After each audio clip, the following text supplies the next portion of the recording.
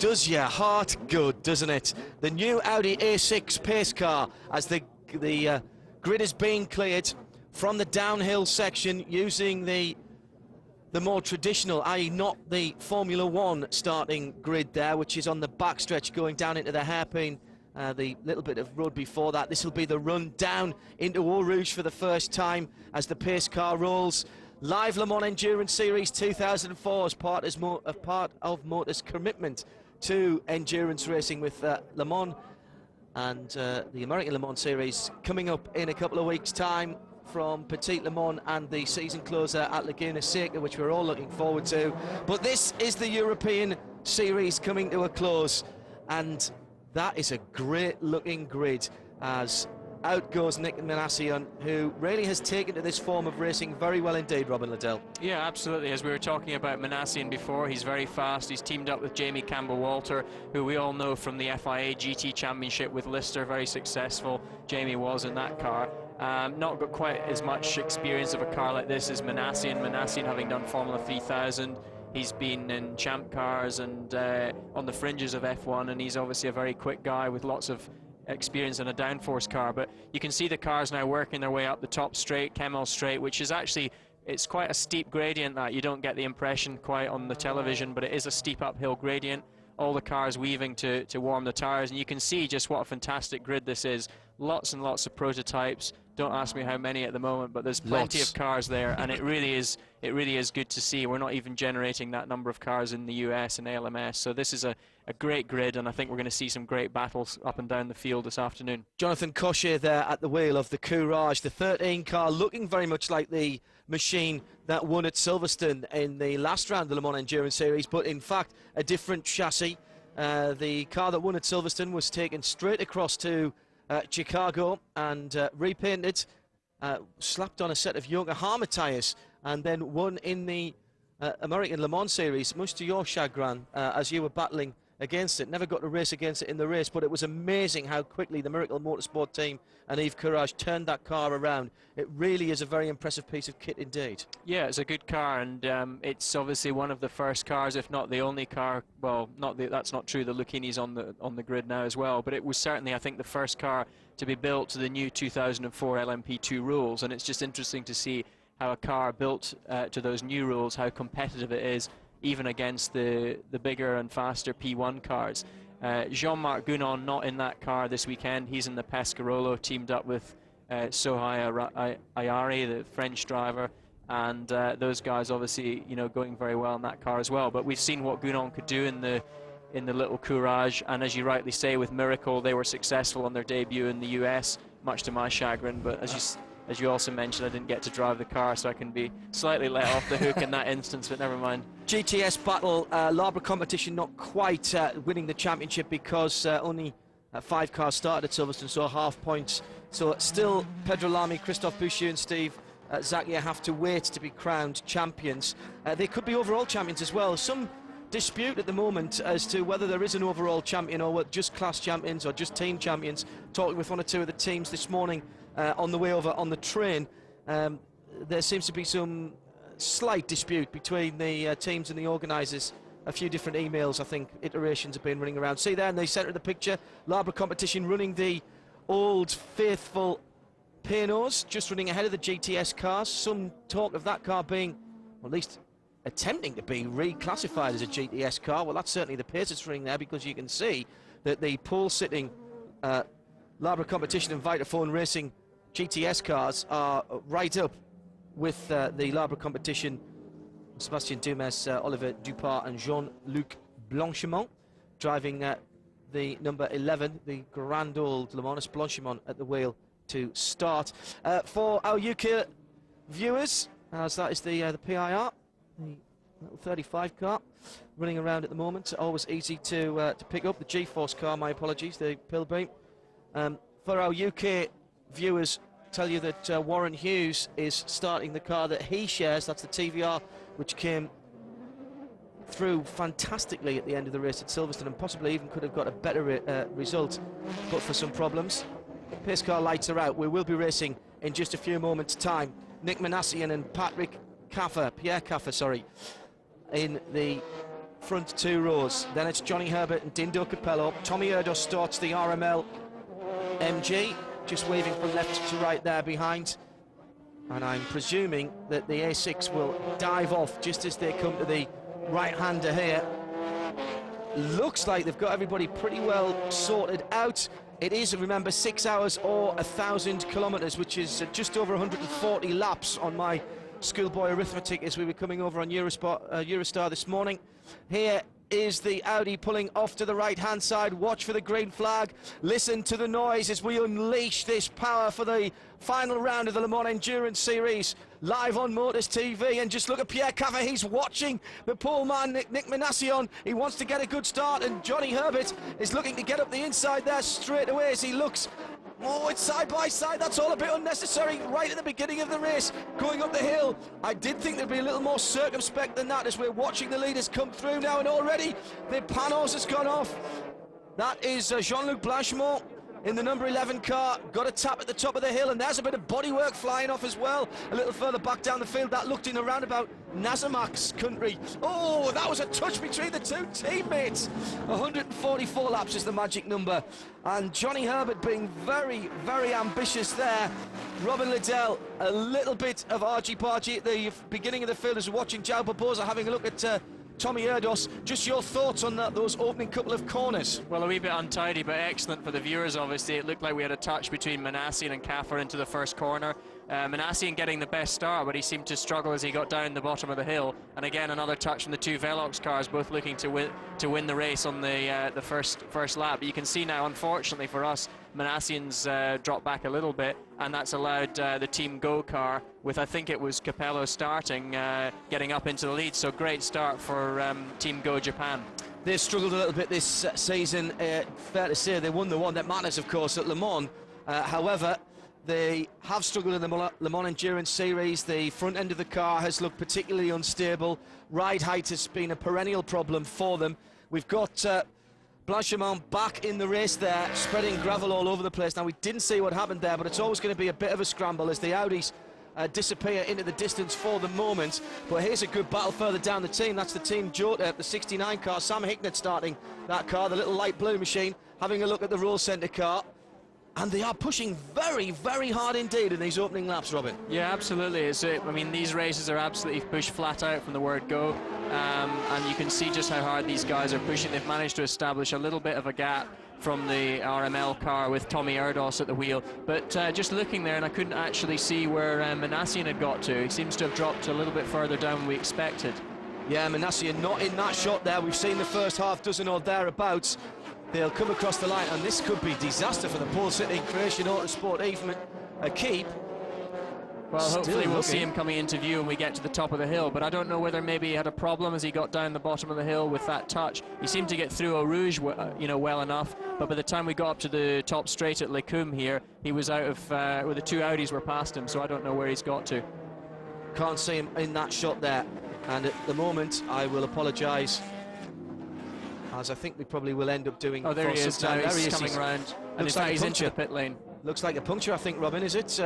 On the left rear, certainly a bit of bodywork flapping there, and he's had to come an awful long way around the better part of the 7-kilometre circuit. He'll come down into pit lane now, and this is a disaster.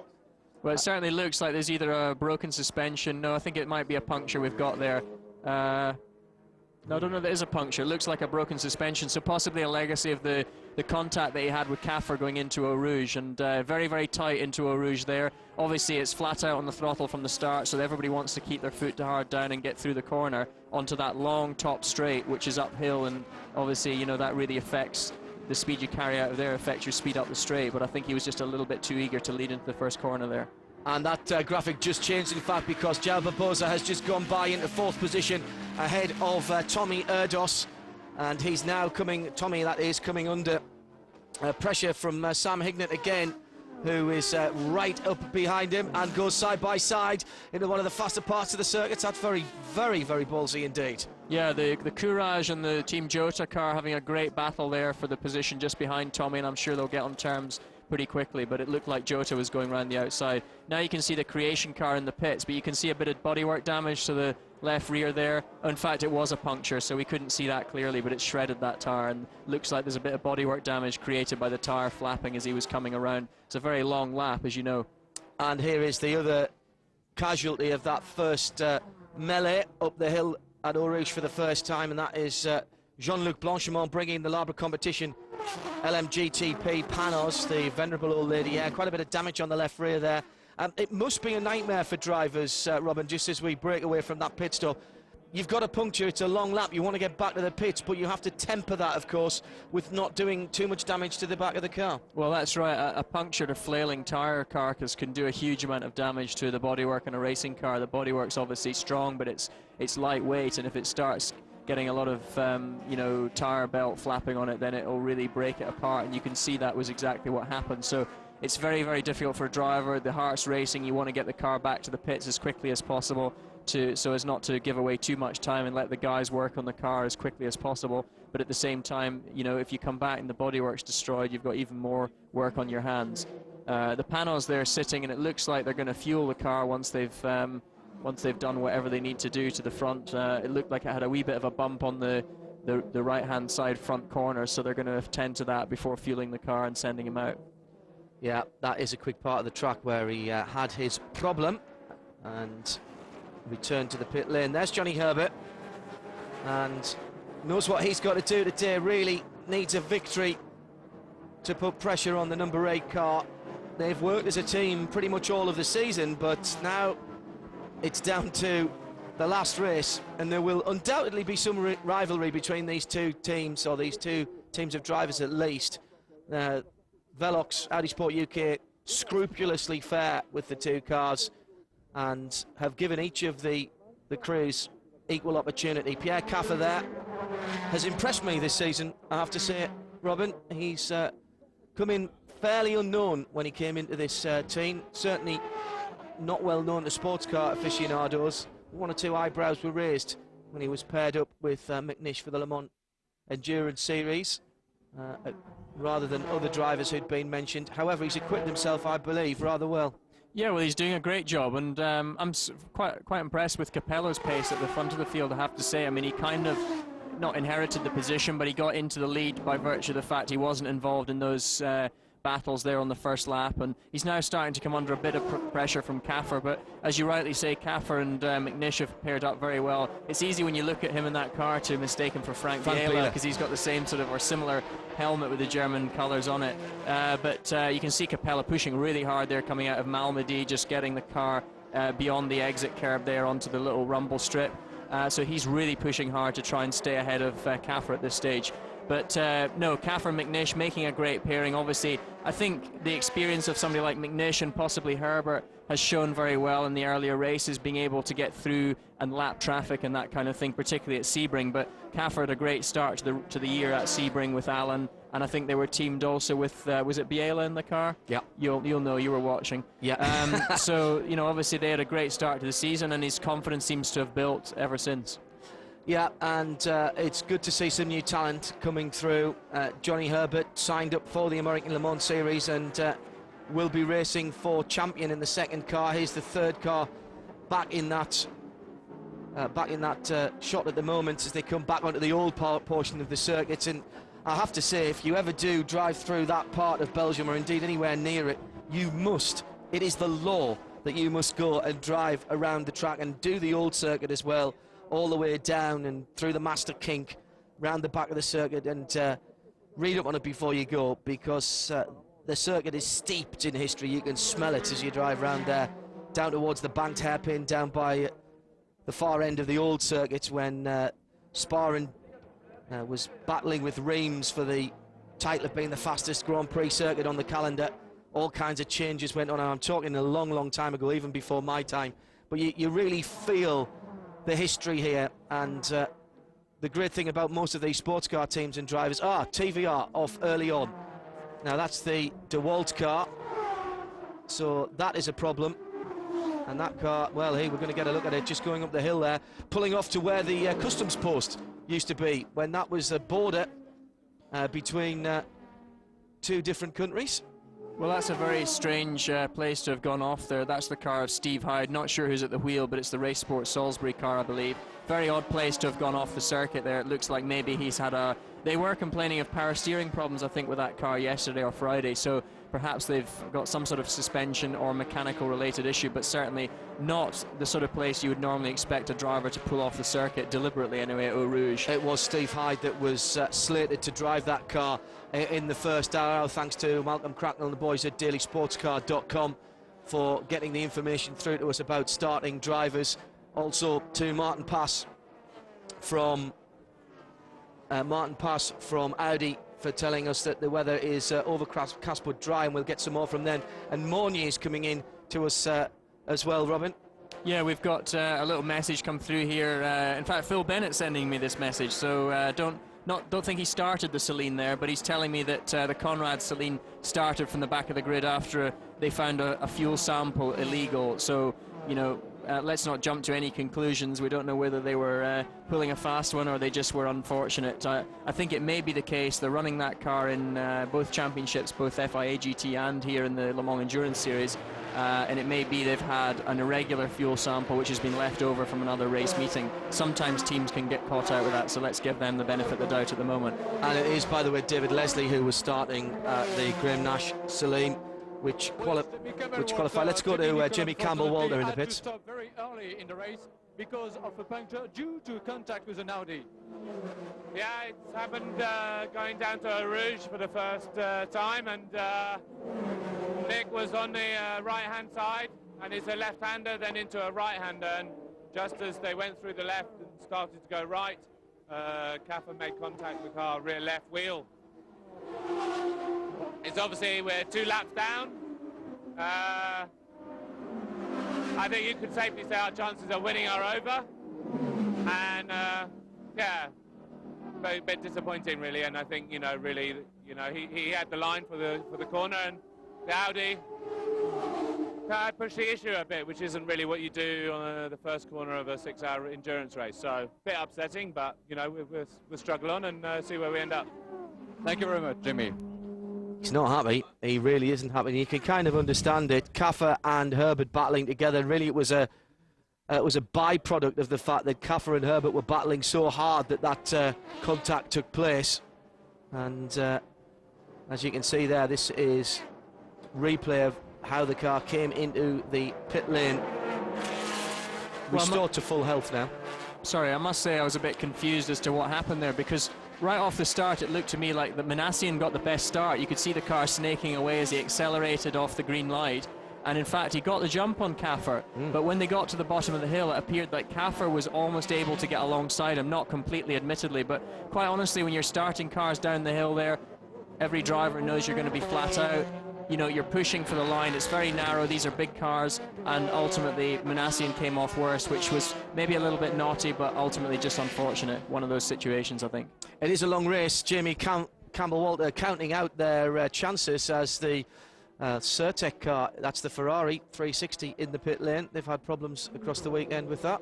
Yeah, Andrew Kirkcaldy in the car there, so he evidently started. You have to push the car into the pit box for any major repairs, but not quite sure what happened there. We saw some bodywork flying about on the first lap, so maybe he's had a touch with somebody or he's gone off, or maybe the bodywork's just become detached, but yeah, they're obviously losing valuable time, losing valuable laps in the pit lane. And we have seen Ferraris going very well in this series. There's the leader already in amongst the midfield guys and going past Warren Hughes, I believe, there in one of the... No, in fact, that's not Hughes' car. I think that's the other of the purple machines. And still plenty of time to go. Dindo Capello leads out, and the battle for first and second is in amongst the GT category. More from Spa on Motors TV in just a few moments' time.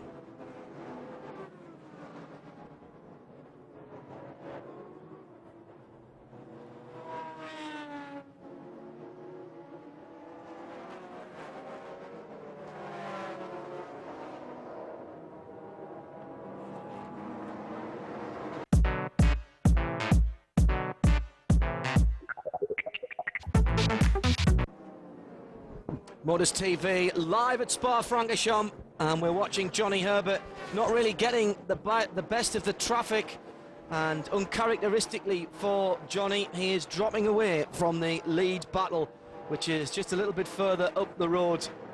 In fact, so far up the road that it's out of sight at the moment.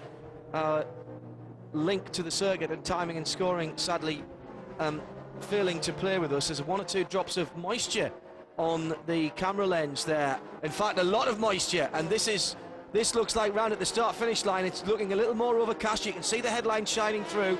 Johnny Herbert complaining about, again, understeer this morning, talking to the team earlier on. Headlights coming on as well from Cava. Here's Alan McNish. Alan, what do you think of the start, especially the first lap? Well, obviously there was a lot of action. Unfortunately, the Zytek with Minassi on seemed to have a puncture coming into Eau Rouge, just literally 100 metres from the line. And then after that, Pierre and Johnny, they just seemed to break themselves at the first corner. I think they were actually looking at each other, not the braking area. What about now the situation with the weather? It's quite cloudy, isn't it? Very cloudy, but it's cloudy at certain sections of the circuit, not complete. That's Spa, it's something we have to live with, and I think it's going to be a hard afternoon. Race is exciting. Thank you very much, Alan McNish. So, Alan McNish's car, I think it was, that caused that puncture. No harm, no foul at the moment, and Pierre's looking very, very racy indeed as they come up towards the 87 550, that is. We still have the 575s side by side for the lead here, and Pierre really wanting to get ahead of Dindo Capello. I was just saying earlier on that the sister car to that second Audi in that shot there had at Silverstone struggled from very, very bad understeer and rooted the tyres, and that really hurt them later on. In fact, cost them the victory, I think, later on in the race. Dropped Johnny down to 3rd place when he came in for a late tyre stop, and they were hoping that that wasn't going to be the case this weekend, but at the moment he's dropping back. Of course, should the rain come, all bets are off, Robin, because whatever the cars are set up for now, it certainly won't be for wet weather conditions. Well, it was funny there, that's typical Spa, as I said, very much like Nürburgring. We saw the cars exiting Stavolo, which is the long right hand that they're into now, and by the time they got to Blanchimont, which is half a mile up the road, it was raining very hard.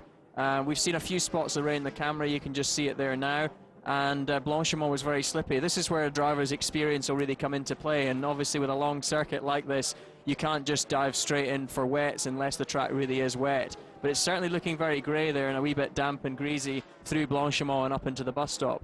Interesting that Alan McNish was saying it looked like Manassian had a puncture on the run down to Eau Rouge, and that would sort of tally with what I was saying earlier, because it certainly looked like he got a great start immediately off the line, and then as he got to Eau Rouge he seemed to slow for no apparent reason, so perhaps he actually sustained the puncture before he had contact.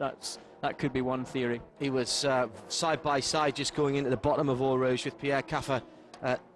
I will say now, as we do on all of these Motors TV broadcasts of Le Mans Endurance Series, we are not controlling these pictures, so if they get a bit esoteric in the middle of the race, I'll apologise in advance. So we're not getting any, or not able to ask for any replays. This again is a side-by-side move for the lead, and again the Baron Connor car gets blown by, and now we have a new leader. We do indeed. I think Dindo just got caught out with the traffic there exiting Eau Rouge, and you know, that's the thing there. You've got such a long run up the hill. Exiting Eau Rouge is absolutely critical, and Caffer got the better run there. He was fortunate in the traffic, and he got the jump on Dindo up into Les Combes. Of course, now he's going to take a bit of pressure, although I suspect he's probably got a wee bit more pace.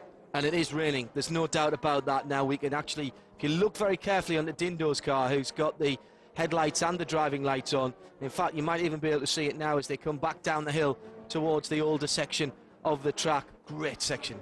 Even when they put this new bit of track in, Robin, they really held on to the spirit and the atmosphere and the flowing nature of the old circuit. Yeah, absolutely. It really is a nice track. It's fast flowing, a lot of medium speed corners as well, but it's everything you'd expect from a top international facility. And these two really going at it. You can see how hard they're pushing it, running right out over the exit curb there, and some sparks flying up from the rear diffuser, and looking possibly like Capello got a good run there. You can see he's closed onto the back of Caffer, the Celine holding Caffer up slightly, exiting Stavolo. I don't think he's close enough to get an opportunity to overtake, but this is perhaps where Dindo's experience... Oh, and we've got a big crash there. That looks like the It's the Pescarolo. Pescarolo, isn't it? It is the Pescarolo, and there's a lot of water on the track there. Just look around that car where the water is running away.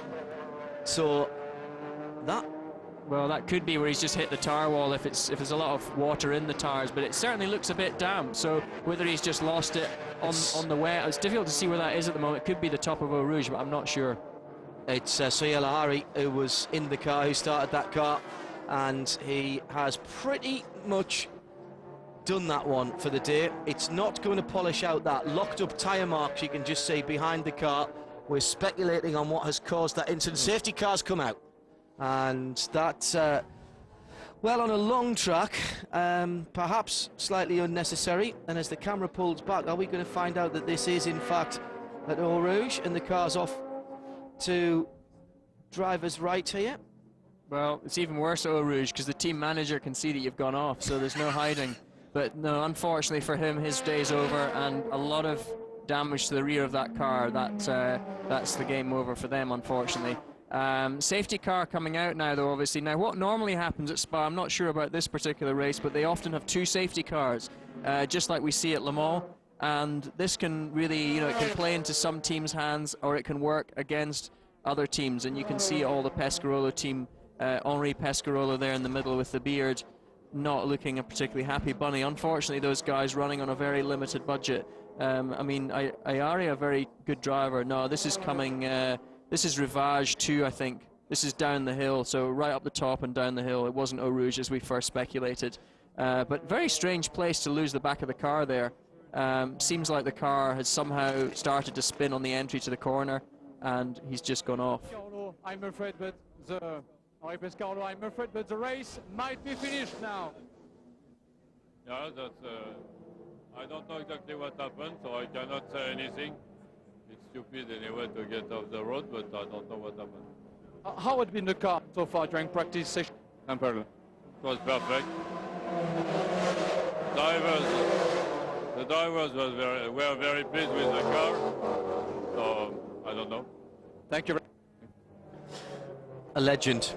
You could say that about that man. He absolutely is, and revered in France. In comes the first of the pit callers then. That's the Lucchini Judd, and in for an early pit stop, and that is not a bad bit of tactics there for the 32 car.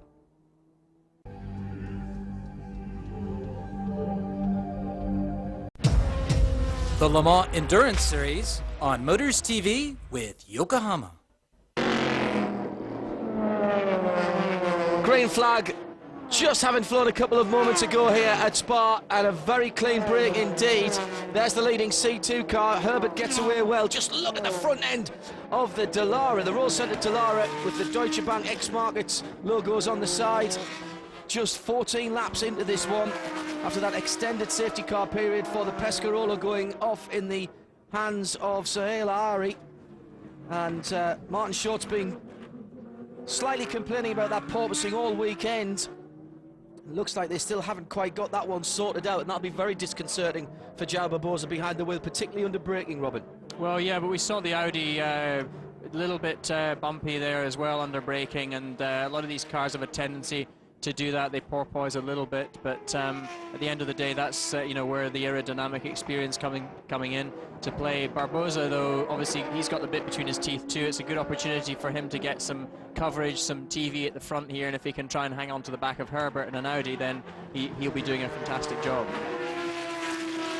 The car looking good there. He's pushing hard coming out of Stavolo, and you can see a little bit of sparks being thrown up by the rear diffuser, but honestly speaking, it looks like he doesn't quite have the pace of Herbert. Herbert's able to stretch probably a couple of second advantage there at the end of one lap, but we're still interested to see what's happened to the two cars that were really battling for the lead here earlier on. We haven't seen really anything of the number 8 car with Kaffer at the wheel, and the car with the Team Go car number 5 with Capello at the wheel.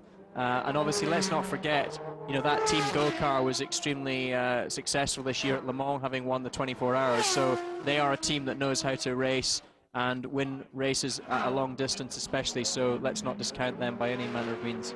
Very bad look for that team at Le Mans, the Roll Centre team that we're looking at there. They were going very well indeed. before they were somewhat unceremoniously dumped out of it. Martin Short taking a little while to recover from what was a very, very hard hit when the rear suspension broke after contact by another car and driver who, I have to say, we have mentioned this before, I'm not going to go into reams about it again, but was pretty offhand about the whole thing, and really not the sort of thing we want to see. There is Johnny Herbert then leading out, João Barbosa in second place, and great to see this team going well. I'd love to see that car in the States, Robin, because I think that we've got circuits out there in the American Le Mans Series that would suit that car, and indeed this car. Nasomax are coming across, from what I've heard, to the final LMS round at Laguna Seca. Looking further back down there for the Nasomax just coming out, and that's a battle at the head of the GT field, I believe. Yeah, that's looking like a battle between Stefan Ortelli and the UCOS Freisinger car, and I assume that's Pat Long that started the Farnbacher car. The 81 car there just getting split by Werner Lutberger as he laps both the GT cars. Yeah, Pat Long starting that car and Stefan Ortelli, and Stefan, a very experienced driver in this class of racing, both in prototypes and GTs. He doesn't give an inch, and it looks now like we're going to go to Romain Dumas. One of the Nasomax driver. How is the car, Romain, which has been damaged this morning, an accident during the warm-up session? Well, I hope now it's okay. Yeah, Werner has a small problem this morning and crashed the car. Right now it's on the radio that it's quite good, just we have a lot of understeer, so we try to stay on the road and wait and see what happens with the weather and all. It's a long race. Romain, does it change something to drive a car with green fuel with, how do you say, sugar beets?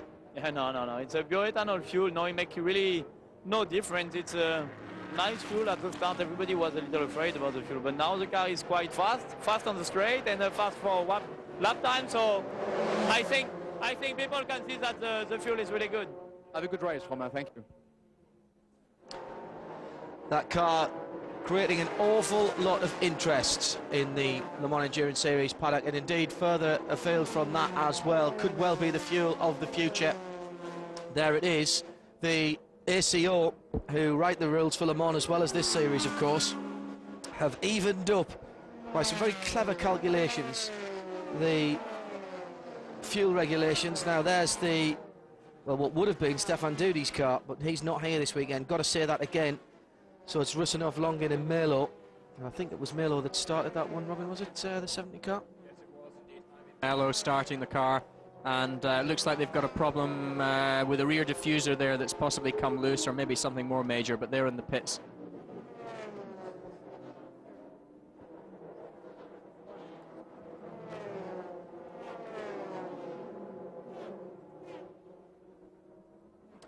Problems then for the GMP, for the Ferrari 360, wrong series, Hindhoff.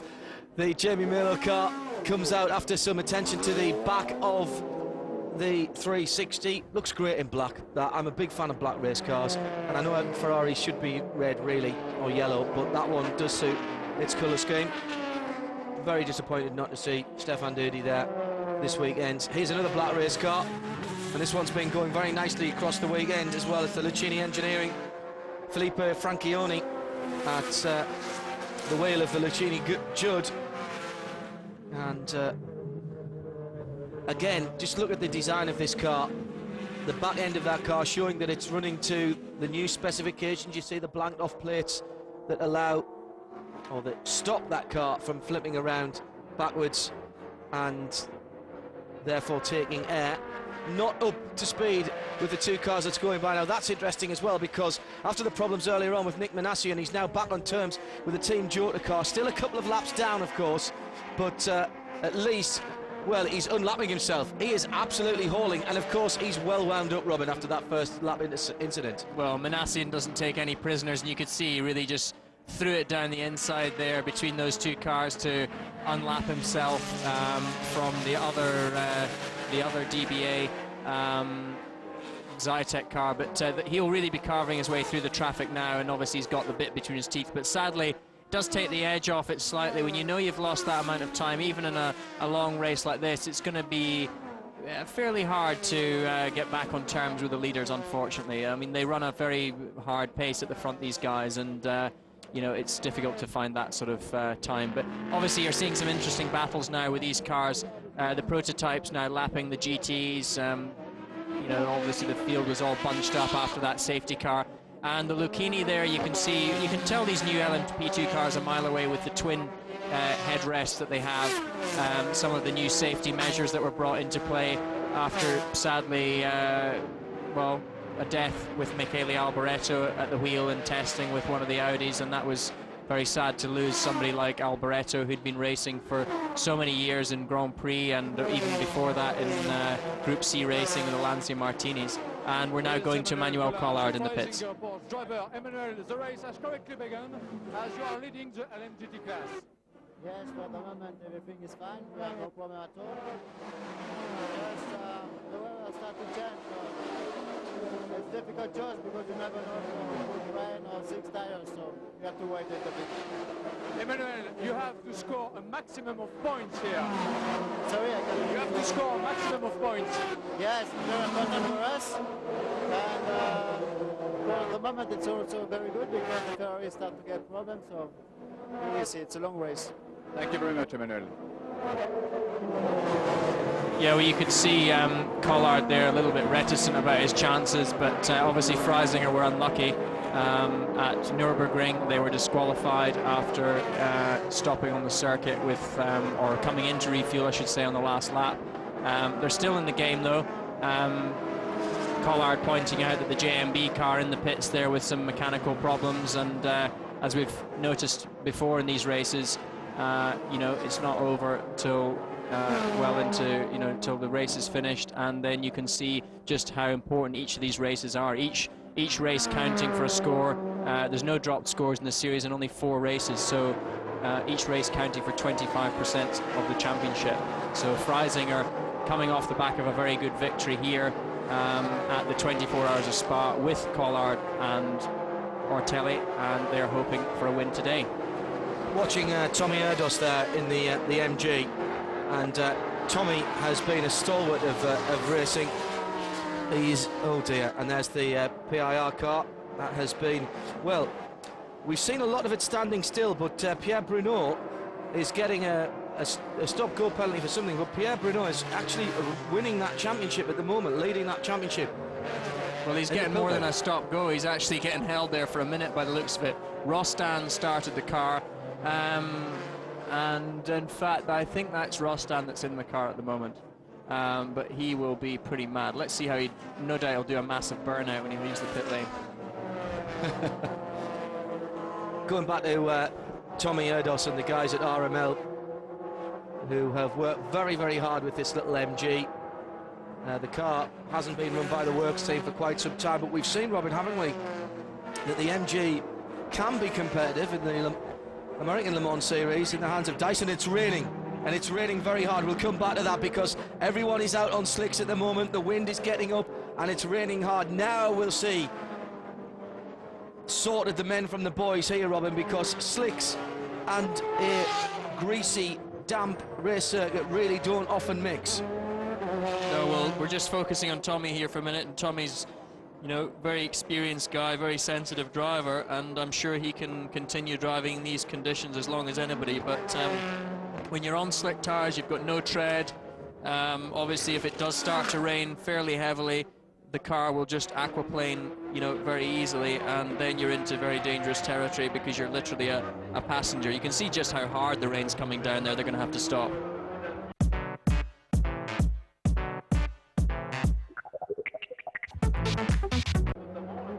Watching Tommy Erdos in the rain at Spa Francorchamps.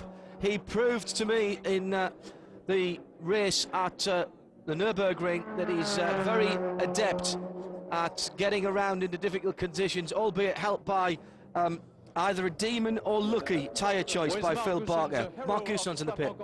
Unfortunately, Mark, your car's a superb story stopped in the garage. Why exactly? Well, I don't know exactly because I haven't had a chance to speak to everybody there because they're working too hard on the car now, but it looks to me like they're changing a radiator because I know that the car was running a little bit hot. Maybe had some contact with somebody, I don't know, but you know, like you said, it's a shame because now with the raining conditions with this car, I think we could have done a good job. Mark, this was your first contact with the car. How is the drivability, the sensation with the Lister? I'm very impressed actually. It's been a long time that I wanted to drive with Lawrence's team, And you know, we've come to a deal for this one, and I was very positively impressed with the car because the chassis is very good. We're lacking a little bit of power, but you know, in general, it's a nice car to drive, very easy, good through traffic. So that's what you need for these races. Magnusson, thank you very much. Now the question is who will come in and who will stay out as far as the tyre choice is concerned. Well, the tricky thing, of course, here in terms of decision making is that you know, if the rain stops, the track can dry very quickly. It is a long lap. It's not as long as the long circuit at Nürburgring, which is only up the road, but you can see it's still raining hard there, and I would guess that Tommy will have to come in at the end of this lap. You can just see how hard the rain's coming down. If he is on slicks, as I would imagine he must be, he will most probably make some sort of a stop. If the rain continues like that, you know, you'll start to get standing water, and in those conditions, that's where you have a problem. Even on slicks, when it's slightly damp, you can continue, and you know, with the heat that's been generated in the tires in dry weather, you still kind of retain that heat to some degree. But obviously, when you get to the point where you've got standing water, you really then can be in a situation where you are a bit of a passenger. And Tommy just lapping the Otto Orlando car, I believe that is, with Piers Maserati at the wheel. Yes, Piers did start. Oh, that is the Palmea in the pit lane. That's the Christophe Richard, Philippe Favre and Gregory Fargier car. I think it was Philippe Favre that started that car, yeah. Yeah, the mechanic kicking the wheel there, so I think the track rod's broken on the front because he's trying to keep that wheel in line, so they'll need to, not a huge job, I wouldn't imagine, subject to the fact there's no more damage, but they need a new piece of front bodywork, and of course it's what you can't see in these situations, it's not what you can see that costs you the time in the pits. Let me tell you, I really wish I hadn't done that, because I finally found the live timing and scoring. The marshal there telling us that it's a slippery surface. I think the drivers have worked that one out for themselves. Problem with a circuit like this, of course, as Robin was saying, when do you actually come in for the pit stop? Tommy heard us there quite happily going around.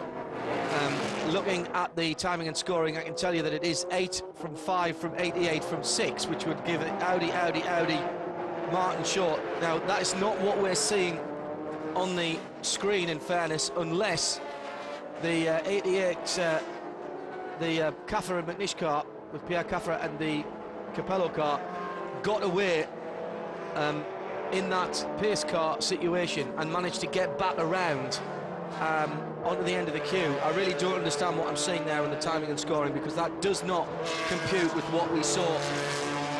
So found the timing and scoring finally, but it's not really giving us a helping hand there, Robin.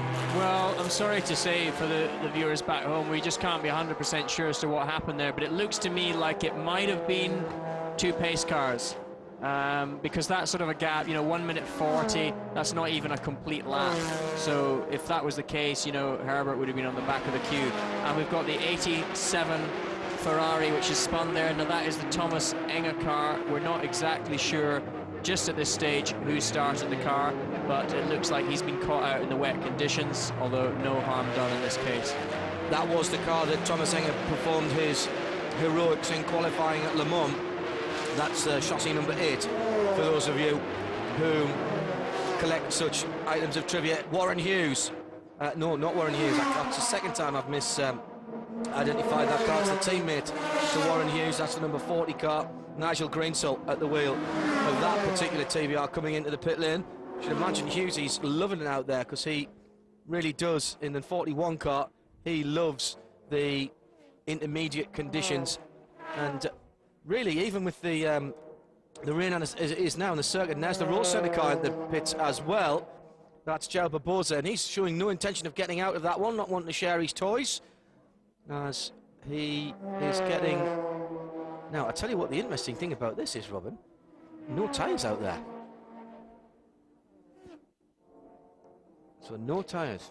Well, of course, you can't do the tyre change whilst you're fueling as well, so I don't know whether... Oh, he's away. But they didn't even have any set out. Well, they must have had to come in for fuel, and in fact that's about right, because it's now getting up to an hour into the race, and obviously we had that safety car period for 5-10 minutes. These cars normally typically running there about 50 minutes or so on a tank of fuel, so they've obviously elected to stay on slicks, and assuming that the track is drying up. And in fact, you can see there it hasn't got any worse. But as we look down the sheet there, it's interesting to see that Uwe Altzen, or at least the Altzen, the Vitaphone Celine, which is actually leading the GTS class from championship leaders Bushu, Lamy and Zakia. That's the Larbra competition car. So Altzen making some great progress from the back of the grid. They were thrown to the back, we believe, after an illegal or irregular fuel sample in the car. And the team saying, in fact, it was residue from the Imola round of the FIA series, so your speculation on that was absolutely right. I would think that Spa owes that car and that team because they were leading the 24 hours when they ran out of fuel, as I remember. So the Vitaphone car looking good. And a little bit further down, Torkild tiring in the Patrick Long car, which Patrick, I think we decided was at the wheel of the 81 machine, didn't we? As we've seen that he's just passed Ortelli, I would dare say it probably is Pat. And Pat, obviously one of the factory drivers, racing with Racers Group in the US and American Le Mans Series. He's been successful in Super Cup, and prior to that he was racing in single-seaters in England. But if you look at the sky there, you can see this is typical Spa weather. You can see it's the sunshine. Oh huge fire. And that looks like an Audi. That looks like an Audi in the pit lane. It's certainly light-coloured bodywork, a conflagration. That's the old pits. He's come into the pit lane early to try and get some help, and he goes round the hairpin and head into the main body of the pit lane, and we're looking at exactly the same pictures. It's Pierre Caffer, and he's lost a rear wheel. He's obviously quite aware of what's going on. He's got off the racing circuit. He's had an accident out on the track. No quick change rear ends on this, and this could be Pierre Caffer and Alan McNish's Le Mans Endurance title going down the tubes, going up in smoke, in fact, quite literally, as he brings this one in. He's watching in his right-hand mirror to see the flames. A lot of that black smoke is by the tyre being dragged along, but there's no doubt that that car is well alight. He's lost the whole of the rear bodywork, being told to stop, and he's brought it right back into the pit lane. What does he think can be done with that? Does he think that they'll be able to do something with that? That can be the only reason for bringing it round into the pit lane. There's McNish going to have a look at it in the baseball cap on the right-hand side. And he's telling Pierre to get out of the way. Well, that's an absolute disaster, unfortunately, for both Pierre and Alan. Alan's very disappointed, and he's taken Pierre away there to have a wee chat with him. Not sure. I think it's a wee bit naughty. He's obviously had an off. You can see there's grass all over the front of the car.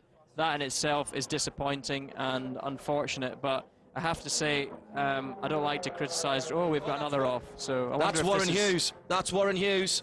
I can see the orange helmet there, and that's Hughesy in the TVR. He looks all right. I can see his head moving. He's in the right-hand side of the circuit. That's at the bus stop chicane. This car entered as RSR Racing. Remember, they were on the podium at Silverstone.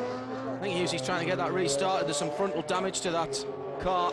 The left-hand side of that car, I think when we see it, it's going to be quite deranged. Well, I just wonder if there's been some... We've now got a safety car anyway, so they're going to have to clear that up because that car is almost blocking the entry to the bus stop. But I wonder if we've had some sort of an incident whereby these two have had some sort of a coming together. It seems perhaps a little bit ironic. The Ortelli car coming into the pit lane there. And there is the Pierre Caffer and Alan McNish car. Now, we have seen in all types of endurance racing these Audis coming back and being repaired. The suspension damage there possibly can be repaired. We're not sure what the flame were caused by, if it was an oil line that's gone, if it's a turbo that's overheated. The car was obviously still running. What they can't do is just pull that whole rear end off and fire a new one on. They would have done that last year, but now the rules have changed, so they will have to change individual components, and of course that is going to mean more time for Alan McNish and Pierre Caffer. And there is the fight. That is a quite substantial blaze at the back of that car. Hot oil, got to be almost certainly. And of course, Pierre Caffer's brought it back in and gets out of the car quite quickly.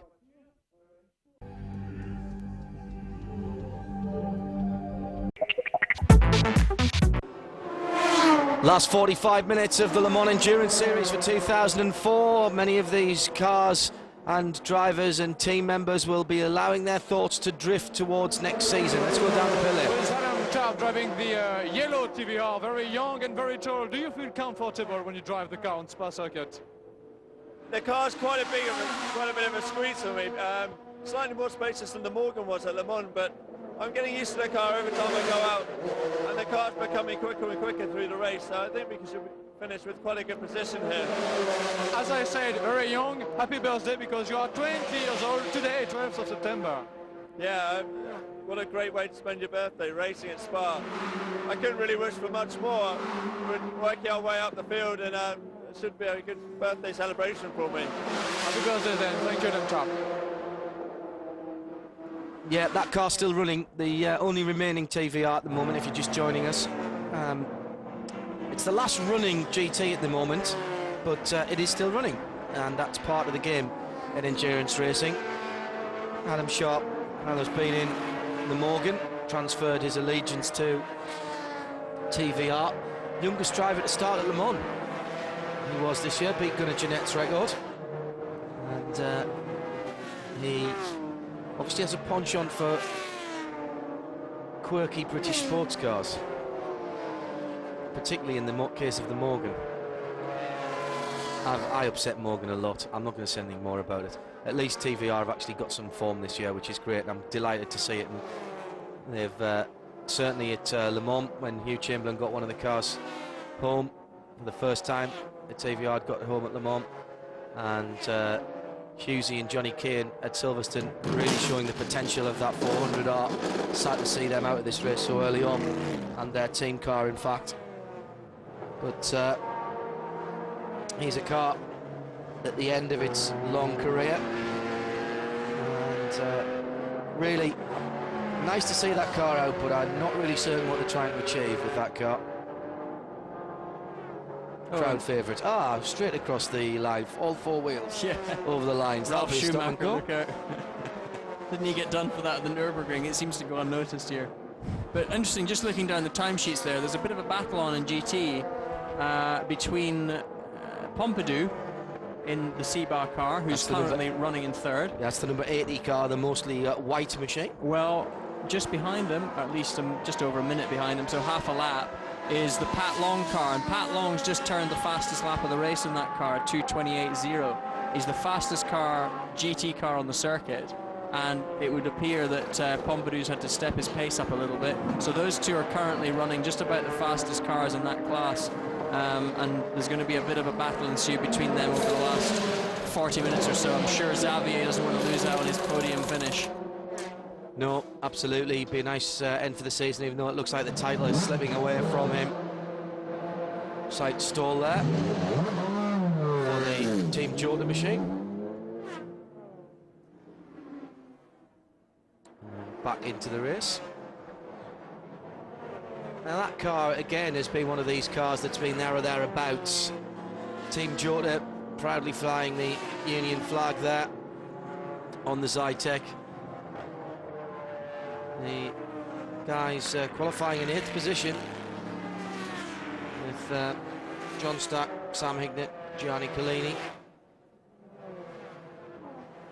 Now here's the porpoising go-kart. We've seen rather too much of that kind of action from this car this year. Coming down at the bus stop there, it is quite an uneven part of the circuit, but even so, that car was quite obviously struggling on there. And the problem with that, Robin, is not so much the fact the car's bouncing around and it's uncomfortable, but if it's bottoming out on the front end, it effectively becomes a very big, expensive and fast sledge.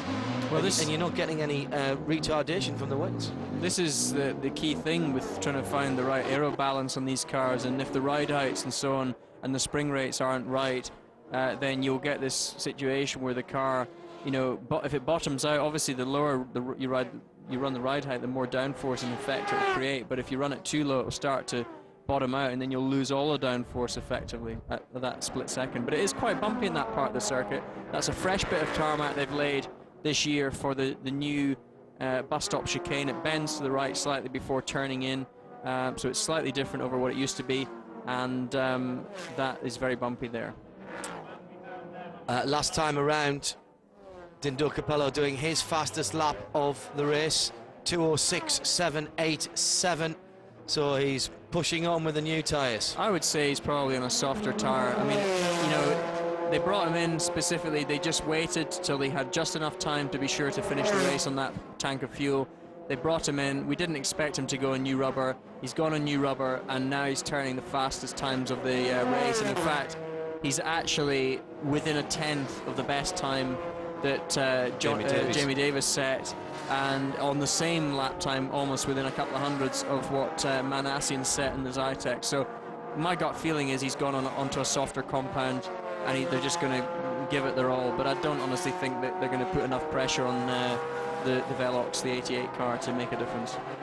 Well, in all honesty, of course, the way the championship's set up at the moment, that car can afford to come second.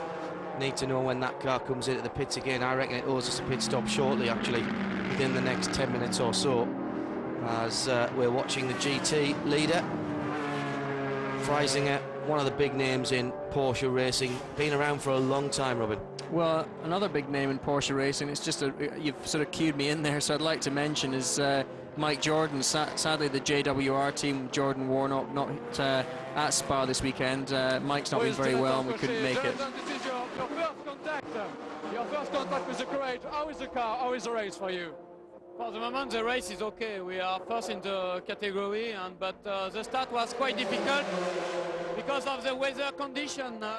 We had a lot of rain, but we had a good strategy because I keep the dry tire on during the race, so everybody came back to the pit to change the tire. So it was a good strategy. I was third, and after I gave the stint to my teammate, and now we are fighting for the 4th and 5th place, so it's okay for the moment, no problem. 45 minutes waiting before the checkout flag. You have to help the team to be LMP2 champion. Yes, in fact, the goal for this race is to win the race, but the real goal is to win the championship. So we have to first win the category, and after we will win the category, the championship. Jonathan Cochet, thank you very much. Yeah, 4th place at the moment for that car. Jonathan Cochet, there is his machine, C65. I've got a feeling we're going to see a few more of these, you know, Robin, particularly after its pace in the American Le Mans series, running by a team that had never seen the car before the Wednesday evening. It's obviously a car that can be worked with. This is the GT S leader and champions-elect, really, going for a set of boots before the end. This will be their last pit stop, and Labre competition adding another championship victory to their and just a little stumble there by the driver getting out, adding another championship victory to their roll of honour.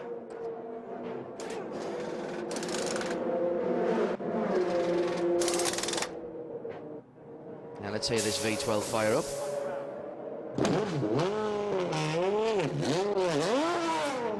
That's more like it. See, you wouldn't do that in Sainsbury's car park. You probably would if you had a 550, at least I probably would. But I like to hear somebody giving it a bit of large coming out of the pit lane. All this pottering out as if it was your granny that was driving. Not for me, I'm afraid. And I know that it's a tight pit lane at Spa, and I'm not being frivolous before anybody has a go. Thanks to everybody who's been emailing us in with information and also texting us in as well. And we just go back a couple of hours and remind everybody about the big incident that everyone's been talking about, and that was as in comes the leader. Well, we'll just go back to that in a moment. Jamie Davies looks like he's going to stay in the car and finish the race and the season. Black visor on. I hope it doesn't get too much darker. They're not going to do a tyre stop either. He's just going straight out. So it'll be interesting to see how his pace compares for the latter part of the race now with Dindo in the Team Go car on fresh rubber.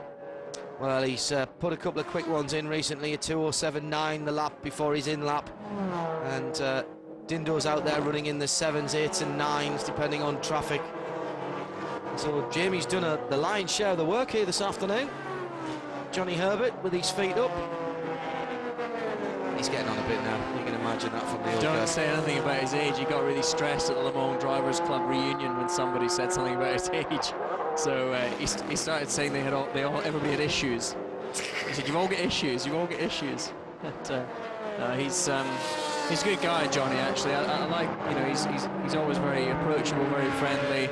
And I always, whenever I think about him, I always remember that terrible accident he had in 3000. And when you said about putting his feet up, if there's anyone deserves to put their feet up, it's him, because he's lucky he's got any feet.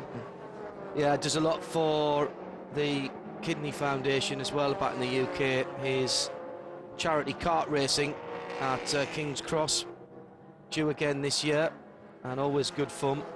And I'm very honoured to say I've been there the last 3 odd years or so. And whilst we talk about that, just look forward to the Saturday the 2nd of October, those of you in the UK, Thruxton Circuit in Hampshire near Andover.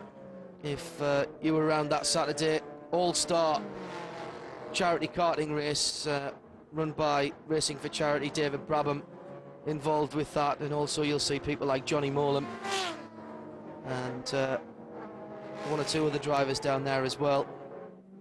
It's all in a very, very good cause. Causes, in fact, multiple. Racing for Charity, they tend to split the proceeds. A lot of the drivers, like David Brabham, for example, have their own pet charities, and so the proceeds will be set.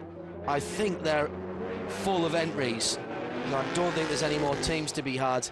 JK from Jamiroquai is going to be there. In fact, I think he's in my team. Obviously, he's just been done for speeding, hasn't he? Well, so that's a good sign. That's a good sign. Yeah, absolutely. But he might not be allowed to compete if he hasn't got a license. Well, you might be double stinting, John. Well, I'm the celebrity in his team, which is good to know. So that's the 2nd of October, Saturday. Give them a ring at Thruxton Karting Centre and find out what the score is. Ideally, we'll be down there broadcasting it for Globecast Radio, and also taking part as well. Urge you down there. Shameless plug for that, but it is for charity. And these guys work very, very hard indeed. There's the leader in P2. Another Courage victory. Now, I was going to say earlier on that there'll be a little oddly queue forming up at Yves Courage's place. I've got a feeling that that car will turn up on both sides of the Atlantic in various guises for next year. I know certainly the team Buckingham are having a look at one, and obviously already one there with Miracle Motorsport in the American Le Mans Series, and the pace that car has shown will be interesting people over here in Europe as well. The last half an hour of the Le Mans Endurance Series comes next on Motors TV.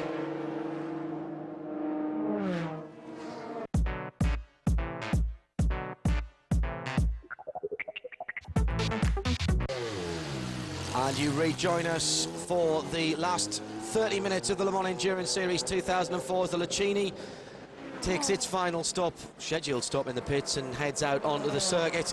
And we can also bring you some excellent exclusive news here on Motors TV. This coming right to us from Daily Sports Car at the track at Spa. The Le Mans test day has been moved to June the 5th for 2005, just 2 weeks before the Le Mans 24 Hours on June the 17th and 18th. That is from an ACO official at the track at Spa. This is the change that particularly the American Le Mans Series have been campaigning for since the start of the American Le Mans Series, to take out that dead month where in between the test day and the race itself. And that's very good indeed, and that indeed will open up the calendar, Robin Liddell, for Scott Atherton and the rest of the ALMS guys to get some one, maybe two races in between Sebring and Le Mans itself. Well, there's been some speculation now for a while, as you know, John, that they were hoping to put at least one race on the calendar between the Sebring 12 Hours and the ALMS date at the end of June. And you know, one of the possibilities for that may be a street race. There were 2 street races on the calendar last year, 2003. This year they had no street races on the calendar after opting not to go to Trois Rivières, and with CART not being at the downtown Miami street race. But no, absolutely great news, I think, especially for the US teams, and it really makes a lot of sense because the logistics involved with, you know, taking cars backwards and forwards for that period of time and plus, in any case, the fans sort of missing out in the US for that 2 or 3 month period, I think it doesn't really make any sense at all. So this is great news. Watching the leader there, Jamie Davies, looking like he's going to bring the 88 car home to the flag. We'll say no more than that at the moment and not tempt any fate as he continues to lap in the 11s. Very, very steady indeed. 2:11 last time around. And also a couple of words to say about some people whilst we're watching people who are there and competing, people who aren't, Robin. Yeah, I just was trying to say earlier, I mean, just wanted to say hello to Mike Jordan. I don't know if he's watching at home, but I know David Warnock is. And it's a pity that we couldn't reunite the team from Nürburgring, but you know, the guys had a bit of bad luck both at Nürburgring when I drove and also when Johnny Molam drove for them at Silverstone. So, you know, it's not a new team, but David Warnock's a new addition to that, and sadly we couldn't all be there this weekend. But certainly wish Mike a speedy recovery. And also I should say, because I was chastised by David for saying that I called for intermediate tyres at Nürburgring, I omitted to mention that David was actually the crew chief at Nürburgring. So, you know, yeah, apologies David. He's got an eye for detail, and in this case he's picked up correctly on the fact that I took all the glory, when in actual fact it was only about 90% of the glory I should have taken. No. Anyway, sorry to see the guys aren't there, and all the best to you back home. Yeah, Mike, hope you are listening out there, and hope you're feeling better soon. We'll see you at a racetrack shortly, I'm sure. Some of the guys not here this weekend who we would like to see here, and also Stefan Dady. Not sure if he'll be listening anywhere around the world, but we would like to have seen him battling for the GT crown. The prototype 2-litre continues. There's Michael Verges' car just behind it. Michael seems to have been in that an awful lot. I was checking through some of the information on the internet earlier on, and he did pull a double stint earlier on, or at least a stint and a half whilst the safety car was out. So he's baptism to sports car racing. He's gone in at the deep end and found out what endurance racing's all about. Hope he's enjoyed it, and he'd be a good addition to the paddock, in fairness. He's another one of the guys who would get on well. He knows his way around here pretty well. I raced against him a lot here in Radicals around here, and you know, we had a lot of track time in those cars, had a lot of fun, and you know, he knows this track exceptionally well, and I've had many a good dice around Spa with him in the Radicals. But anyway, it's in a different class now, and hopefully he's enjoying himself doing that, and certainly he's had plenty of driving time today. Whilst we're talking about drivers with UK connections, of course, we should mention Sam Hancock in this car, in the 13 machine, put in the fastest lap of that machine earlier on, and he has done very well indeed. This was a young lad who had some idea that he might end up in Formula 1 one day, and indeed was in the process of trying to do a share flotation in a similar vein to Justin Wilson, as he had done some time ago. And he wasn't successful in getting into International Formula 3000, has found his way into the Courage team and has been impressive and has been quick every time he's been in the car. Obviously suits him. He's quite a tall lad and suffers from the same problems as everyone who's tall in Formula cars, but sports cars, height of driver, well, not unless you're McNish and Capello and things like that, who are all little flat race jockeys anyway. Do you think you'd team up with Jan Lammers and Alan McNish very well? How would that work? Well, in the American Le Mans series, we do see Timo Bernhard and Jörg Bergmeister in a Porsche, yeah, which are little and large, aren't they? That's on an adjustable seat on sliding rails. So, but no, I mean, that's the thing about sports car racing, isn't it? You get, you know, drivers of all shapes and sizes. One of the things you've got to learn as a driver when you start racing in these sorts of events is you've got to learn to share. And that's not something that racing drives naturally want to do very easily. So I remember that at dinner this evening. Yeah, let's.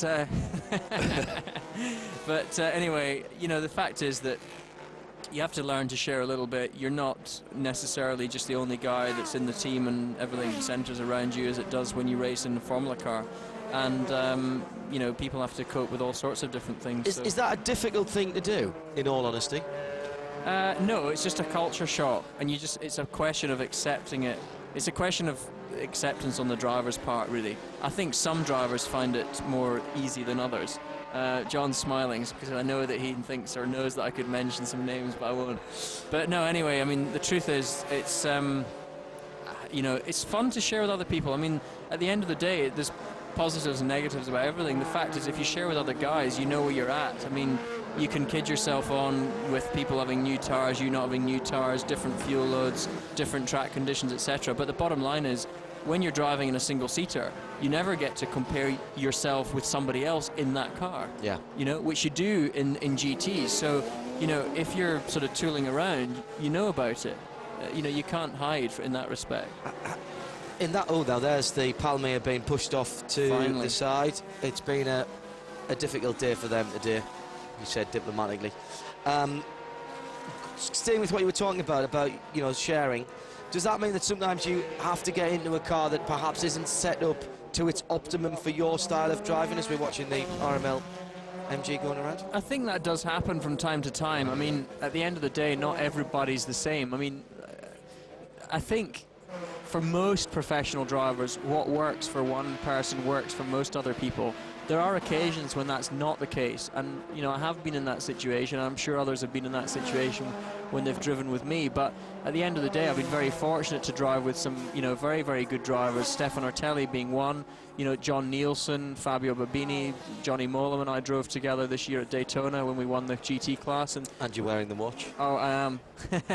But, you know, yeah, it's good, and it's nice to be able to compare yourself, and you push each other on a little bit sometimes that way. As long as that's healthy and it's not unhealthy for the team, then it doesn't harm anybody, and it gives you a bit of an understanding as to where you are. So I consider myself fortunate. I've managed to drive with some good people, and you know, that way, you know, it keeps you honest, doesn't it? That's the third place car and its final pit stop. It's a tale of what might have been for them today, and indeed that may well apply to the series. The scars of battle on the right hand side as well, the left hand side as we're looking at the right hand side of the car. Manassi back in the car, I think, there as they were coming out, and they haven't had the best of days. A car that undoubtedly has the pace, not only over one lap but over a stint. We've seen that, no doubt about it. That car, in a variety of guises, has taken the fight to the Audis. This is the GT leader and soon to be GT winner in some 20 minutes time, being passed by the P2 leader. I'm already getting abuse, and I was laughing before, already getting abuse in various electronic media about the charity karting at Thruxton on the 2nd of October, notably from one Jay Molam, who... what about you being slow or something? It's success ballast. I just carry a lot of success ballast, that's all. Well, that's nothing to be ashamed of. That means you're quick. Exactly. Do you detect that Johnny's sort of getting some excuses ready before he gets there? He's trying to psych me out. I'm sure he's listening. So I mean, I have to say, if you beat him in indoor karting, I think it's shameful. Outdoor karting. Oh, it's outdoor. I've got more chance. I've got no chance indoors. You never go quick enough indoors. You could always just have him off, and then nobody would know any better if you came back with the silverware. You just ask Johnny Kane what it's like to race me in a kart outdoors, because we had a great hour-long battle at the last Audi do that we went at up at Milton Keynes. He got a bit of he got blisters on his hands. He had to tape himself up soft. Oh, the poor soul, eh? Racing drivers, yeah. I don't know. This is the GT leader, soon to be GT winner, as we said, and again, just good to underline the fact the kind of quality that we've seen in the Le Mans Endurance Series this year as the GTS winner goes through. So a nice, we've seen all the leaders there. Oh no, not now, not 20 minutes to go. Well, that's the Race Sports TVR.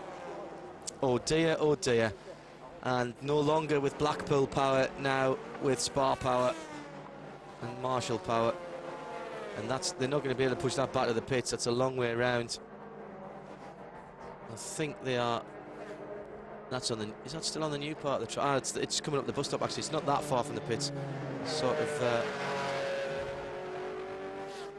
running down. But that car's not. Well, that is a bit of blow. Let's, as we move into the last 20 minutes, then just remind everyone tuning in or who have been watching what the rundown is. It is still Jamie Davies at the wheel of the lead Audi, who has the better part of 2 laps. Well, let's have a word with Jamie Campbell Walter first. Back with you, Jamie Campbell. Car number 3 is at 3rd place. Many regrets, I imagine, if you remember what happened at the beginning of the race, and lap 1 especially. Yeah, but that was 6 hours ago now, and we've forgotten about that because we've had a few other problems since then. But yeah, obviously, I think we've shown today that we had the speed to win the race. Whether or not we could have won it, who knows? You know, we don't know. But it's a shame what happened at the beginning. But I think for sure we would have challenged for the win. And you know, it's been a good race for us. We've enjoyed it. It's a shame that we've only finishing third because we feel that we should be a bit higher up. But the car, I've got to say, has been fantastic. The Dunlop tyres have been great, and the car's handling very well. You know, so all in all, it's a good result. Yeah, maybe for next year we need to work on, you know, certain aspects of the car to make it what the Audi is. You know, they're bulletproof, and you know, how come we had a little knock with Kaffer at the beginning? Our car has a problem and theirs doesn't. Sometimes you wish it was the other way around. You know, they had the problem and but there we go. So all in all, I think you know, it's a good result. Thank you very much, Kevin Walter. Third place then, between him and the leader is Dindo Capello and Sergiara. Dindo at the wheel of the Team Go Audi. And that's the top three. If you add the top four, it would be the RML MG back into fourth place now. And then the first of the LM2 P2 cars in fifth position overall.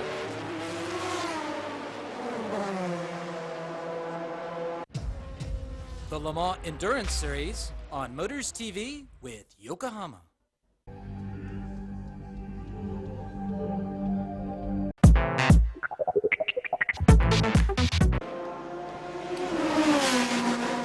There's a quarter of an hour left of the Le Mans Endurance Series for 2004. Audi, and Audi leads it from this car in third position. It's Audi UK from Team Go, and then the RML MG. Great result for those guys again, just off the podium. Courage in the factory Courage, the 13 car, Hancock, Cushion and Fry. Then Team Jota recovering to sixth position, had an up and down day at the day really. First of the GTS cars in seventh, and hopefully winning the championship. Confirmed now for Labra, they can bring that car home in seventh position overall.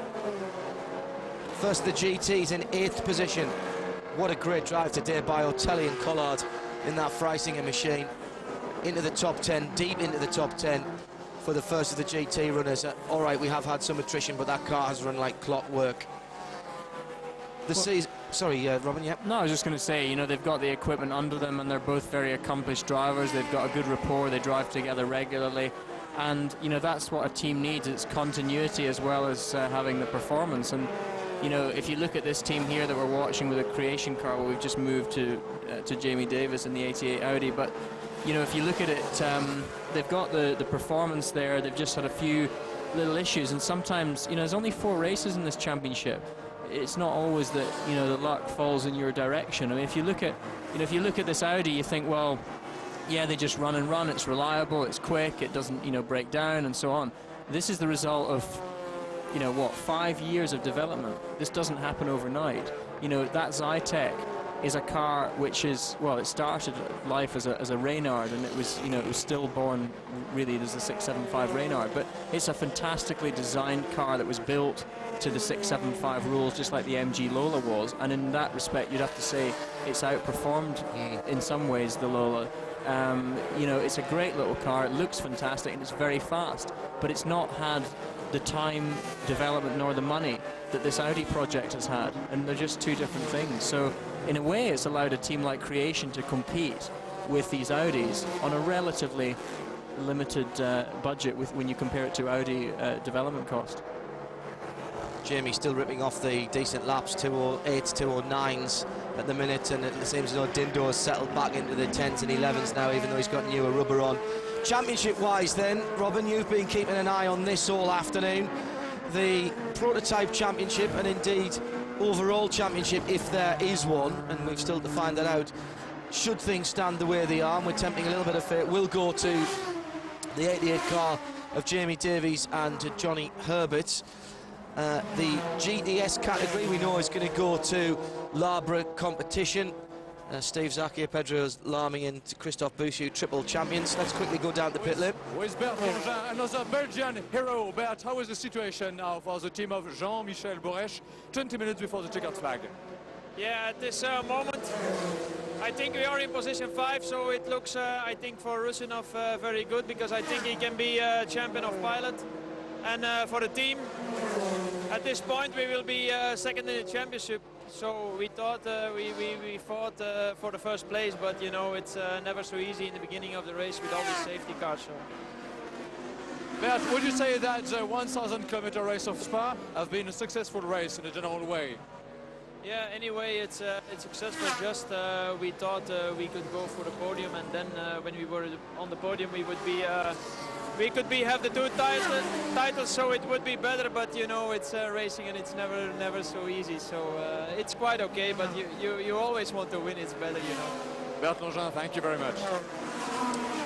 Well, we were just going to get down to that. The LMP2 category seems to be going the way of the factory Courage team at the moment. We've got to check to see where Pierre Bruno finishes, but it's going to be tight at the end, and it'll depend how many points he can pick up. The GT is an entirely different question. Stefan Dirty should have been in this car, and he would have been overwhelming favourite to take the championship. His teammates for the season, Ruvinov, has, well, we are not sure that he completed enough of the Monza race, drove in enough of the Monza race to actually score any points, in which case he would be pretty much out of the championship race unless he wins it. So that one is going to be down to the Le Mans Endurance Series organisers to sort out. It's not clear-cut at all, even at this late stage of the championship. As there is Bruno's car in the pit lane. We've just been talking about it. That is Pierre Bruno's car, the man who was leading the P2 category before this race, and that is another battery problem, Robin. Yeah, these cars take it. They're running with a small battery. You can see that little battery. They obviously know this is a problem. They've got a quick release connector there on the battery terminal, and this is obviously an ongoing issue because they were ready for that. They've whipped it out. They've got another one in, and that car will be away almost straight away, assuming that is the actual problem with it. No, it looks like he's got another problem, so perhaps a starter motor. Nothing, he's shaking his head. No, this is disastrous. Remember, 23 points Pierre Bruno has in this race, in this series, and also being pushed away is one of the Certec cars. That's the 92 machine. That's been in the garage rather a lot this weekend. Coming into this weekend's race, the overall points classification was Pierre Caffer and Alan McNish on 28. They will score nothing today.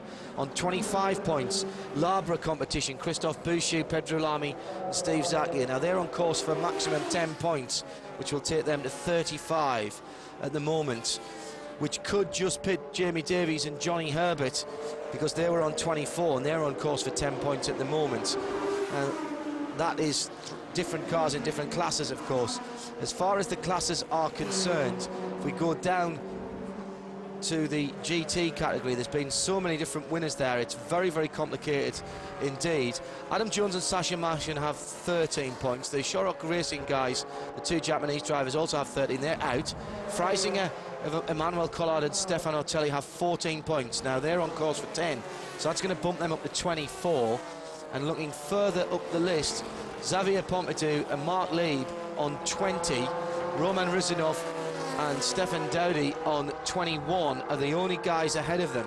So they would need to pick up good points today, and if Rusinov has been credited with those points from Monza, then it could be that that black car could still take the drivers and or teams championship. Yeah, well, our information's evidently been wrong, because actually the guy who looks like he's going to take it is Rusinov. And yeah, well, there's a question mark over Rusinov, though, about whether he got any points from driving at Monza, because he wasn't in the car for the stipulated period to score points. Well, on that basis, it looks like Pompidou could win the championship. Yeah. But this is, I'm sorry for the viewers back home, it's a little bit naughty because they haven't given us the full rundown on the point score there beforehand. We had Pompidou down on 16, which would have put him in second in the championship to Ortelli, but it looks like it may go a slightly different way. Let's see if we can come back to you with any more info before the end of the show. The other thing that is causing some slight confusion is that even amongst the teams at Spa that we spoke to this morning, is that whether there is going to be crowned an overall champion for Le Mans Endurance Series, or whether it's just the guys in each individual class. The teams, particularly Audi Sport UK, tend to think that there will be an overall champion, and at the moment that may well go to Labra, and that's the way it's standing at the moment, because they will have scored 35 points from the 4 races, from a possible 40. That's pretty impressive, whereas the best that Audi Sport UK can do with their best drivers would be the 34 points from Jamie Davies and Johnny Herbert, presuming they continue on. So it's all a bit up in the air. I'll read about it on Daily Sports Car, really. I don't think we're going to get this resolved today. Remember, the important part of this is places at Le Mans, Robin, and that's really, there's a championship at stake, but there's also places at Le Mans at stake, and as the ACO moves towards more and more pre-selection, the importance of these championship positions becomes ever greater. Well, absolutely, and I mean, for a team like, well, for example, we're disputing in GT this situation between Freisinger and, you know, Seba there. If a team like Seba was able to get an automatic entry to Le Mans, that's a huge advantage to a small team like that, for the simple reason it allows them to plan, to look for sponsorship and so on. With the way that the ACO, the system of application and entry for Le Mans goes, teams have to wait, as you know, till the end of January to know whether they've got, I'm sorry, till November this year. They are gonna pick the teams in November this year because of all the extra pre-quals. Okay, well, that's fair enough then, because that was a system that didn't work very well, and it allowed teams. I mean, I remember 2 years ago, Ian Dawson was complaining because he couldn't, you know, set his stall out and make sure he knew what he was doing, and you know, it makes it extremely hard for small teams to compete. So evidently the ACO have addressed that, which is good. And a reminder of the news that we brought exclusively to you on Motors TV earlier on. The breaking news from the ACO is that the Le Mans test day has been confirmed as June the 5th, 2005. Le Mans itself, June the 17th and 18th, obviously, plus the qualifying days from Wednesday of that week. So you'll need to take the week off from about the 10th. 11th, really, if you're going to do it properly. It's going to be tough to go home between those two, really. Dive back, might as well just stay out there. So that's June the 17th and 18th for Le Mans 2005. June the 5th for the test day, just 2 weeks beforehand. There's the Palmeiras finally back in the pits, but taking no further part. That's going to have a massive spin-off to the American Le Mans Series, and indeed to the Le Mans Endurance Series in terms of scheduling. It means that long month in between the usual test date and the race itself, cut down to a fortnight, means that Scott Atherton, Don Panos, IMSA and the LMS will be jumping up and down in Atlanta at the moment in glee, and their schedule will be announced a week on Friday prior to the Petit Le Mans, which you will see live here on Motors TV. 1,000 miles or 10 hours, kicking off at 3 o'clock UK time, and the season finale from Laguna Seca on Saturday the 16th of October, I think, for that particular race. Also a race you will see here in the late evening of that particular evening here on Motors TV. Sports car racing at its best.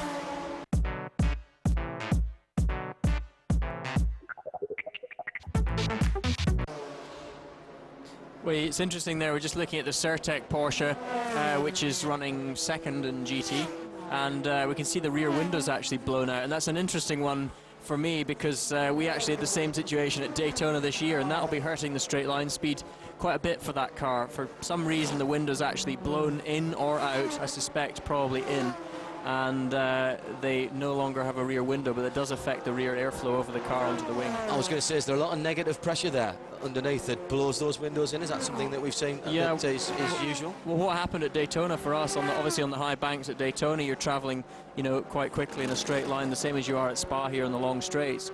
And I think we lost about between 5 and 8 miles an hour on the straight as a result of losing that rear window. So it does have quite a big impact on the airflow over the rear of the car. But anyway, they seem to, doesn't seem to be affecting them too badly, and I think that's Sasha that's in the car at the moment. Looks like he's going to finish the race. And as we see now, this is an interesting one. It looks like we've got Freisinger in the pits, and this is very interesting because this looks almost like a repeat of their drama at Nürburgring. If you remember rightly, Collard came into the pits on the last lap when the checkered flag was out, and that's exactly what it is. They're not taking any chances. Splash and dash, maybe a tyre. He's ready with a front tyre. No, they're having a look. They're not taking any chances. Manfred Freisinger out there overseeing the whole thing, just to make sure that his car is going to finish this race, and I assume they have got plenty of laps in hand, so they will get out of the pits and they're away safely, no problems. Dropped down to 9th position because of the recovering courage of Belmondo, Gosselin and Eijkmans, but they are still on 125 laps. Their nearest GT competitor, 122, is Adam Jones and Sasha Masson. The fingers and toes, the abacus have been out around the studio and indeed at home as well. Johnny Morlam says Ortelli wins. He definitely beats Pompidou regardless of where he finishes, but he doesn't know about Romanov. And Romanov, the Russian driver, is the real joker in the pack at the moment, because it's all going to come down to whether the LMES organisation decide that he drove enough earlier on in the season, and it could come down to that. He's languishing at the moment in points. Wasn't on one of the point sheets that I've seen, he wasn't shown on the same points as Stefan Dudi. On the other one he was, so there we are. Last couple of minutes of the Le Mans Endurance Series 2004, a series you've seen live and exclusive here on Motors TV, and Jamie Davies with Johnny Herbert looks to be taking the final round, and the P1 category. Real disappointment for their teammates, and I'm sure whilst there'll be happiness in the victory for Davies and for Johnny Herbert, they would have liked a straight battle with Pierre Caffer and Alan McNish, who many times during this season, and indeed even in this race, have been the quicker car, but fortune has not smiled on the number 8 machine, and it will be 88 that comes through to take the checkered flag, the 10 points and the P1 title for Audi, for Veloqx and for Audi UK. And I am so delighted to be able to say that. The guys down at Milton Keynes have really worked very hard on this project to first of all get it going, to get the cars, to raise the budget, then getting Veloqx involved with Sam Lee. Very impressive indeed. Sam Lee has come on board and got really up to speed very quickly indeed, and it must be coming round to the last lap or thereabouts as the time is ticking away towards the 6 hours. Well, he's going through, must surely now be on the last lap, as there is the GTS leader and about to be the GTS champions. Labre under Jacques Leconte, running at sometimes 3 cars as they have done this weekend. The Care Racing developed Ferrari 550s still have race wins in them, still have championship wins in them, and have outpaced comprehensively the 575s of Baron Connor in this series.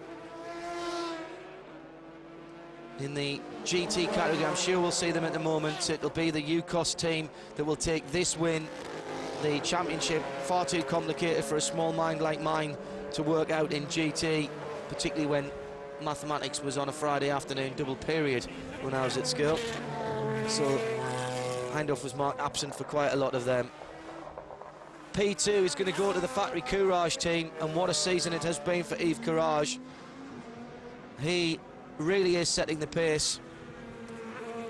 And if we're going to talk about this series and just have a few final thoughts on the year, Robin, you've been involved in it, you've watched it here this weekend as well. Not a bad start to the Le Mans Endurance Series as an opening year, its inaugural season. 4 good races, 4 great tracks, pretty good entries, solid entries right the way through. Perhaps not the biggest crowds other than at Silverstone, And obviously, I'm sure Stefan Rittel and his organisation will be looking at the promotions and marketing and that side of the series, but they've got a strong foundation to build on. I think it's a great formula they've got for next year, and they were a bit tentative. They used the Le Mans 1,000 kilometres in November last year as a test bed for it. It was well received by the teams, the drivers, everybody else. They've got a very good formula and a good package here, and I hope they can move forwards. They've got some great events, great tracks with Monza, Nürburgring, Silverstone and Spa, you know, really rebuilding some of the great events from the past, and I hope they can continue that momentum forwards into next year. More races from a driver's point of view? I think they'll almost certainly go for probably 6 races as a minimum. I think there's the demand for it, there's the need for it in European sports car racing, particularly with the prototypes, and if you tag on Sebring 12 hours and Petit Le Mans in America at the end, either end of the season, then I think you've got the right package for most teams. We're looking at the car and the team that could well be the champions. They will have scored the most points in 4 races from all 4 classes. That's the Labra car. This car will be second in the overall championship, but will win the P1 category. Still a lap or so ahead of Dindo Capello, who's closed right up here in the closing stages. And Jamie Davies hopefully has got his wits about him. Well, I think Jamie backed off in the hope that he wasn't going to have to do another lap there, because his last lap was a good 15 seconds off the pace.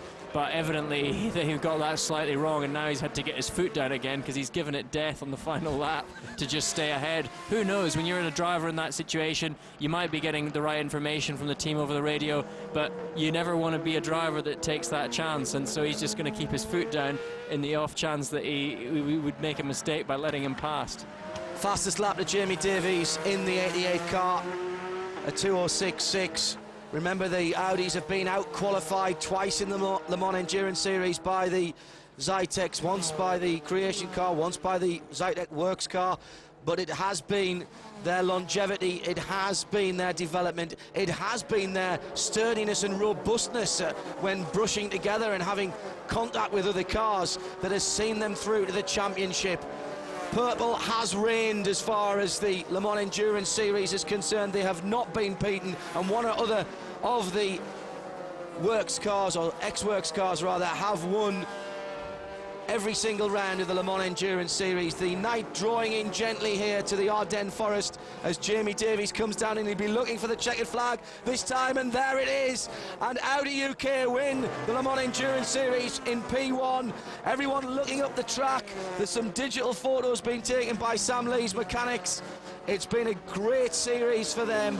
Labra will outscore them, and who would have thought that as far as the drivers are concerned. There's Sam Lee with some commiserations for Pierre Caffer, whose race ended in that fireball earlier on, and also Wolfgang Ulrich with the thicker Audi jacket on there, head of Audi Sport.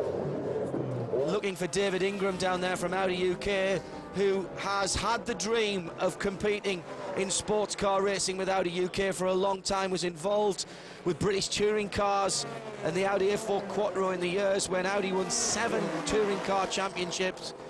Came to Le Mans, has been a Le Mans fan long before Audi were competing there. I dare say he was instrumental in getting Wolfgang Ulrich to go and have a look at that great race. I remember the first year that Ulrich came and saw and went away and planned, and the culmination of the planning has been domination by the Audi R8s. Dindo Capello will end up with Segiara second in the Drivers' Championship. Scant reward for the hard work from Team Go, and really might have thought that that team would be a little bit closer to the Audi UK boys throughout the season.